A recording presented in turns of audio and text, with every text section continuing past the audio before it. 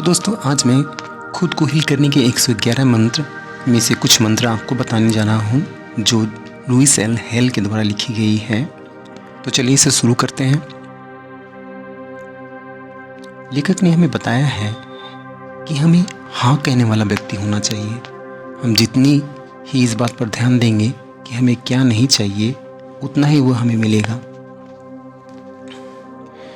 मुझे पता है कि अपने जीवन के साथ एक एकात्म हूँ, मैं अनंत बुद्धि से घिरा हूँ और मेरे अंदर समाई हुई है। अतः मैं पूर्णतया इस विश्व पर निर्भर हूँ कि वह मुझे हर तरीके से सकारात्मक रूप से मुझे समर्थन प्रदान करेगा। मेरी रचना जीवन द्वारा हुई थी और इस ग्रह पर मुझे भेज दिया गया। वह मेरे हर आवश्यकता को पूरी करेगा। वह हर चीज़ जिसकी मुझे आवश्यकता पड़ सकती थी है वह यहाँ पर मेरी प्रतीक्षा कर रही है। इस दुनिया में हमारी ज़रूरत से ज़्यादा भोजन है। यहाँ पर इतना धन है जो कि मैं संभवतः खर्च भी नहीं कर सकता। यहाँ पर इतने सारे लोग हैं जिनमें से मैं संभवतः कभी मिल नहीं सकता। यहाँ पर अपरंपार प्रेम है जितने की मैं कभी अनुभव नहीं कर सकता। यहाँ पर इतनी खुशियाँ हैं जिनकी मैं कभी कल्पना नहीं कर सकता। इस संसार में सब कुछ संभव है जिसकी मुझे आवश्यकता है या इच्छा है। इस सब के लिए और मेरे लिए उपयोग के लिए यह एक अनंत मन, अनंत बुद्धि मुझसे हमेशा हाँ कहती है। चाहे मैं किसी चीज़ में विश्वास करूं, सोचूं या कहूं, यह संसार मुझसे हाँ कहता है। मैं नकारात्मक सोच या विषयों पर अपना समय व्यर्थ नहीं गंवाता हूं। मैं अपनी हाँ को बहुत सावधानी से चुनता हूं। मैं स्वयं को और अपने जीवन को बहुत ज़्यादा सकारात्मक रूप से देखता हूँ। अतः मैं अवसर को और समृद्धि को हाँ कहता हूँ। मैं हर अच्छाई को हाँ कहता हूँ और एक हाँ आदमी हूँ जो एक हाँ संसार में रहता है और जिसे संसार में से प्रत्युत्तर में हाँ ही मिलता है। साथ ही मैं इस बात से खुश हूँ कि ये ऐसा है। मैं सांसारिक बुद्धि जिसे कि सांसारिक शक्ति द्वारा बल मिलता है उसके लिए अनुग्रहित हूँ और उसके साथ एक होने में प्रसन्न हूँ। यहाँ पर जो भी कुछ है वह यहाँ पर ही है और अभी ही आनंद उठाने के लिए हे ईश्वर आपका धन्यवाद।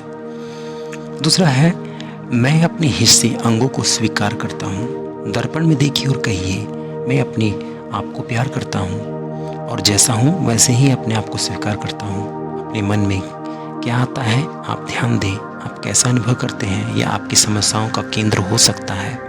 उपचार करने या आपको असंपूर्ण बनाने में सबसे बड़ी बात है अपने आप को स्वीकार करना, अपने सारे अंगों को स्वीकार करना, उस समय को स्मरण करना जब हम अच्छे थे और वह समय जब हम इतने अच्छे नहीं थे, वह समय जब हम भयाक्रांत थे और जब सब हम प्रेमपूर्वक थे, वह समय जब हम बेवकूफ़ या मूर्ख थे और वह समय जब हम बहुत चतुर सुजान बुद्धिमान थे, वह समय जो हमारे ऊपर अंडे फेंके गए थे और वह समय जब हम विजेता थे। अपने इन सभी अंगों को जो हैं उन्हें स्वीकार करें। हमारी अधिकतर समस्याएं इसलिए आती हैं कि हम अपने भागों को अस्वीकार कर देते हैं। स्वयं को बिना शर्त से संपूर्णतया प्रेम न करना। हमें पीछे मुड़कर शर्म से नहीं देखना चाहिए। अपने जीवन को, अपने विगत जीवन को की ओर हमें संपूर्णता और संपन्नता के रूप में देखना चाहिए। बिना संपूर्णता और समृद्धि की उस जगह पर नहीं होते जहाँ हम आज हैं।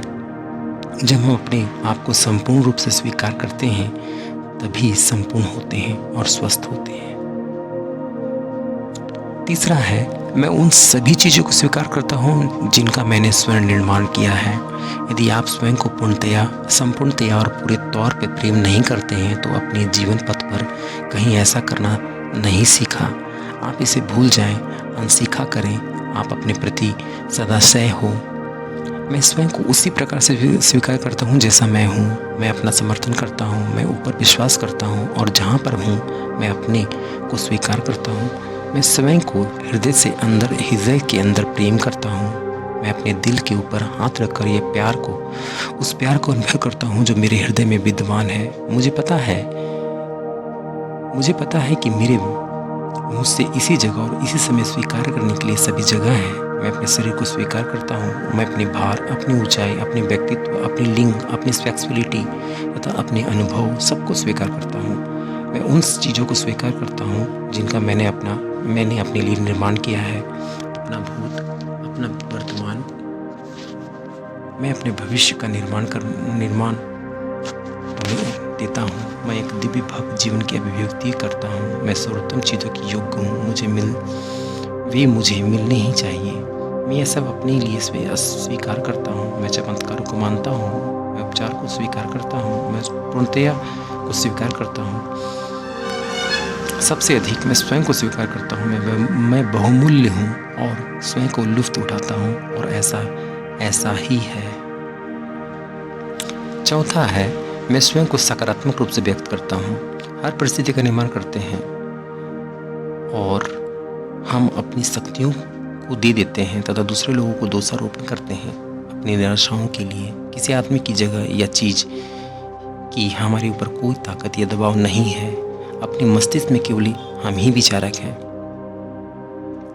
अमूमन यदि आप किसी दुर्घटना के चपेट में आ जाते हैं और आप ही वह व्यक्ति हैं जिसे चोट लगी है या नुकसान हुआ है, तब आपके बहुत गहरे स्तर पर अपराध बोध होता है और शायद ही सजा की आवश्यकता होती है। आपके अंदर दबी हुई आक्रामकता होती है, एक एहसास कि आपने अपने लिए बोलने का कोई अधिकार नहीं है। यदि आप किसी को मारते हैं तो आप किसी दबाव या गुस्से से निपटने का प्रयास कर रहे हैं। यह आपके क्रोध को अभिव्यक्त करने का मौका दे रहा है। आपके अंदर बहुत कुछ हो रहा है। एक दुर्घटना के अलावा बहुत कुछ।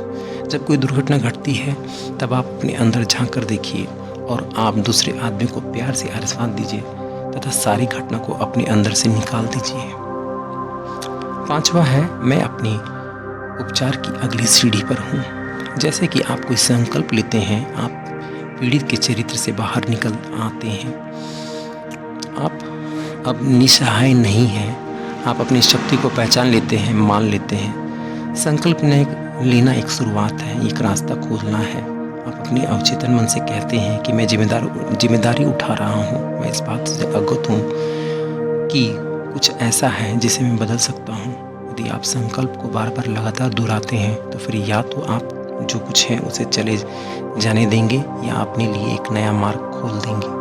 अपने दिमाग में एक बिजली सी खो जाएगी या कोई मित्र आपको फ़ोन पर कहेगा, क्या तुमने इस प्रकार से कोशिश की है? आप अपने उपचार के लिए अगले कदम की ओर बढ़ेंगे जिससे आपके उपचार में मदद मिलेगी। नेक्स्ट है, मैं खुला हूँ और कुछ पाने के लिए हूँ। संकल्प अपने अवचेतन मन को इस क्षण कुछ करने के लिए देने का नाम है। जब अपने जीवन में कुछ अच्छा निर्माण करने के लिए संकल्प करते हैं तो हमारा कोई भाग यह विश्वास करता है कि हम उसके योग्य हैं, तो हम वह संकल्प पूरा नहीं कर सकते। तब हम उस बिंदु पर आ जाते हैं जब हम कहते हैं कि संकल्प काम नहीं करते। इससे संकल्प का कोई संबंध नहीं। वास्तव में ये विश्वास नहीं करते कि हम इसके योग्य हैं। नेक्स्ट है, हमारे अंदर जो उत्तर है वे आसानी से मुझे पता चल जाते हैं।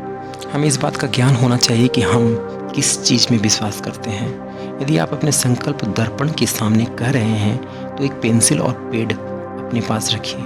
जिसके लिए नकारात्मक संदेश आपके मन में आ रहे हैं उसे नोट कर लें। इस सूचना से आपको इस वक्त से नहीं निपटना है। बाद में किसी समय बैठकर कोई नकारात्मक प्रत्युत्तर है तो उसे आप समझ सकते हैं। आपके पास आप जो चाहते हैं वह क्यों नहीं। यदि आप अपने आकर्षक संदेश के प्रति सजग नहीं हैं तो उसे बदलना बहुत मुश्किल होगा। नेक्स्ट है, मैं अतीत को आसानी से पीछे छोड़ देता हूँ और जीवन की प्रक्रिया पर विश्वास करता हूँ। क्रोध एक रक्षात्मक प्रणाली है। आप भयभीत होते हैं, आप एक रक्षात्मक हो सकते हैं। क्रोध एक सामान्य और प्राकृतिक प्रक्रिया है। आमतौर पर आप एक ही बात पर बार बार क्रोधित होते हैं। जब आप गुस्सा होते हैं तो आपको लगता है कि आप उसे व्यक्त नहीं कर पा रहे हैं, तो आप उसके अंदर भटक जाते हैं।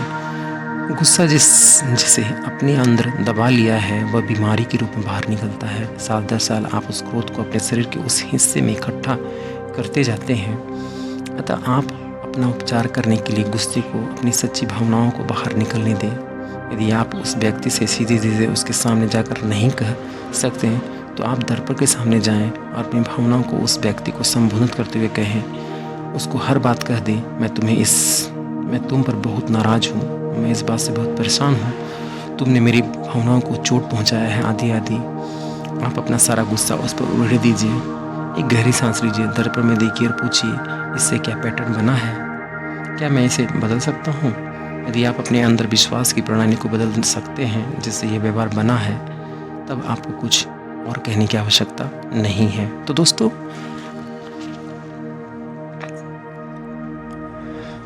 खुद को हील करने के 111 मंत्र में या कुछ मंत्र मैंने आपको आज बताई है जो जिनके लेखक लुइस हेल हैं।